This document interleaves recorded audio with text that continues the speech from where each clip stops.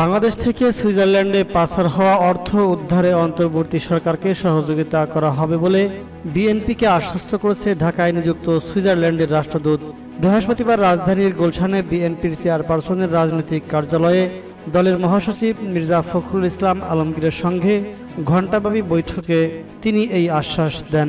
বিএনপির স্থায়ী কমিটির সদস্য আমির খসরু মাহমুদ চৌধুরী বলেন, তারা সুইজারল্যান্ডের সঙ্গে বৈঠক করেছেন এবং সুইজারল্যান্ডের রাষ্ট্রদূত পাচার হওয়া অর্থ ফিরিয়ে আনতে বাংলাদেশ সরকারের যে কোনো উদ্যোগকে স্বাগত জানাবে এবং এই বিষয়ে তারা সহযোগিতা করবে বলে জানানো হয়েছে। বৈঠকে ফলাফল সম্পর্কে সাংবাদিকদের ব্রিফিংয়ের সময় তিনি বলেন, শেখ হাসিনার শাসনামলে পতনের পর দেশের বর্তমান অর্থনৈতিক ও রাজনৈতিক পরিস্থিতির পাশাপাশি পাচার হওয়া অর্থ ফিরিয়ে আনার বিষয়টি আলোচনায় স্থান পায়। বাংলাদেশ থেকে পাচার হওয়া অর্থ প্রসঙ্গে আমির খসরু বলেন, তারা বারবার বলছে বাংলাদেশ থেকে $100 বিলিয়ন বেশি বিদেশে পাচার হয়েছে।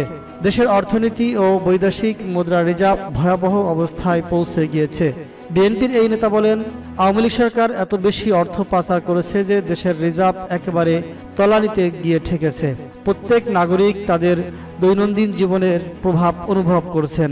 আমির খসরু বলেন, বাংলাদেশ যদি এই বিপুল পরিমাণ অর্থ ফেরত আনতে না পারে তাহলে দেশের অর্থনীতি পুনরুদ্ধার করা খুবই কঠিন হবে।